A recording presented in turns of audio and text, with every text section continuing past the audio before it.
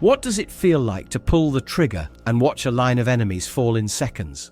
MG42 gunners in World War II did not have to wonder. And the moment they opened fire, their position was instantly exposed and the battlefield turned its attention solely on them. But that was not even the worst part.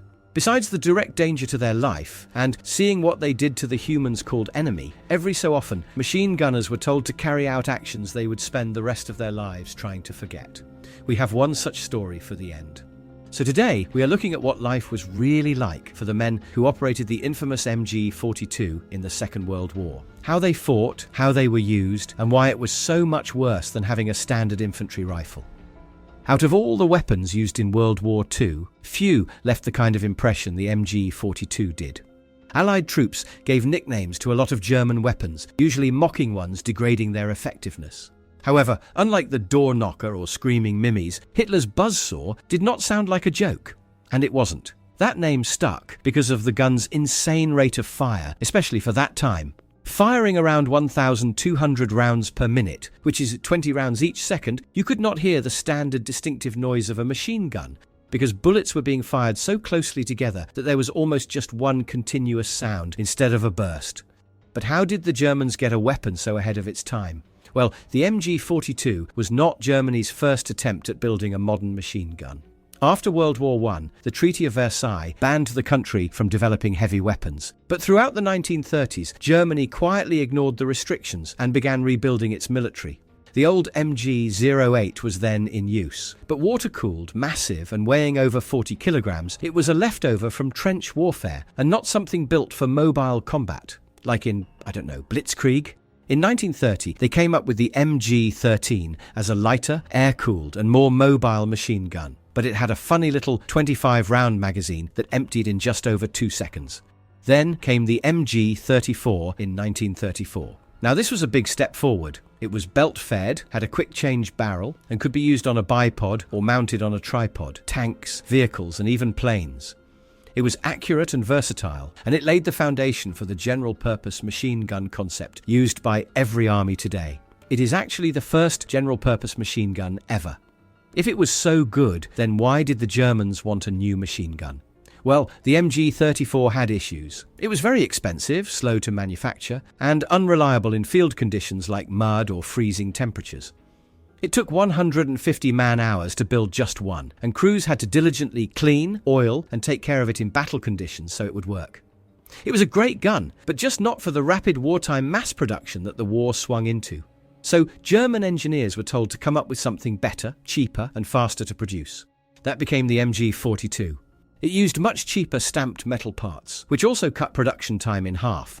It held up significantly better in dirt and cold, had an even higher rate of fire, and was far easier to mass produce. Over 400,000 were built by the end of the war, and its basic design is still being used today in the MG3, now basically just chambered for NATO ammunition, and with minimal changes, being almost exactly the same guns still in service today.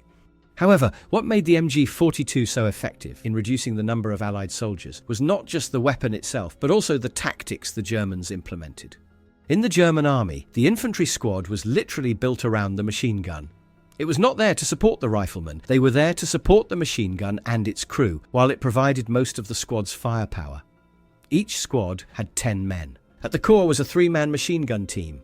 The gunner carried either the MG34 or 42, with a 50-round drum of ready ammo and a sidearm just in case. Next to him was the assistant gunner, who handled feeding the gun, reloading, clearing jams and swapping barrels. He carried extra drums, a 300-round box, and was usually armed with just a pistol. And if, or better said, when, the gunner went down, the assistant dropped everything and took over. The gun had to keep firing. Behind them was the ammo carrier, armed with a shortened Kar 98 and dragging at least 2 more 300-round boxes. Together, these 3 carried about 1,800 rounds, so the weight added up quickly. The rest of the squad were 5 riflemen and a squad leader, all having one job: to protect the gun.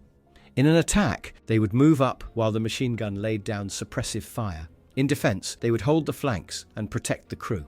But being the center of the squad also made the machine gun team the most obvious target. Everyone on the other side knew where the real threat was coming from, and it was not hard to spot the gun firing 20 rounds per second. Snipers, mortars, tanks, they all knew exactly where to aim. Now, both attacking or defending an MG42 position was a wetting-your-pants experience working both ways.